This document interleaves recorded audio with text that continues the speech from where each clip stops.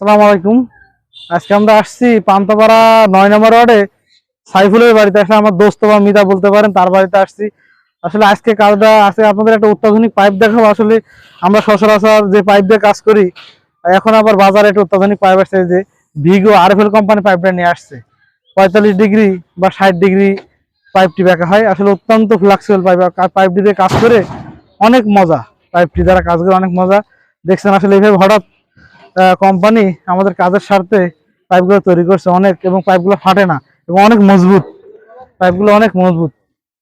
আর আরেকটা বিষয় দেখাই, কলা গাছ। এই যে আমরা কলা গাছ কেন দেই বক্সের ভিতরে, আসলে বক্সের ভিতরে কলা গাছটা দিলে দেখা যাচ্ছে আমার ঢালাই ঢোকার সম্ভাবনা থাকে না। আর মূল কথা হচ্ছে কলা গাছটি অনেক ভালো একটা জিনিস। বক্সের ভিতরে দিলে দেখা যাচ্ছে আপনার যখন ১৫ দিন ২০ দিন পরে ঢালাইটা খুলে অটোমেটিক কলা গাছটি পুষে বক্সটা দেখা যায় সুন্দর মতন, কোনো ঝামেলা হয় না। আর আসলে শহরে শহরে অবশ্য কলা গাছ পাওয়া যায় না, যার কারণে কাগজ দেয়, পলিথিন দিয়ে দেখা যাচ্ছে মার্কেটে দেওয়া হয়। তো আসলে কলা গাছ পাইলে এটা বেস্ট, এটা একটা অত্যাধুনিক কাজ।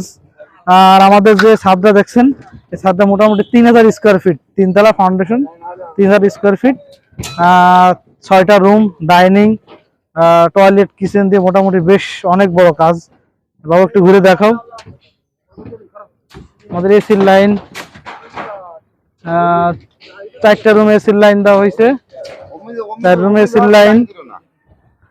তারপর দেখা যাচ্ছে আইপিএস এর লাইন, ডাটা কেবলের লাইন, মোটামুটি সবকিছু আমরা এর ভিতরে ইনশাআল্লাহ ঢুকাই দিচ্ছি। সব কমপ্লিট আমাদের কাজটা প্রায়, আর সামান্য একটু কাজ বাকি আছে, করলেই প্রায় শেষ।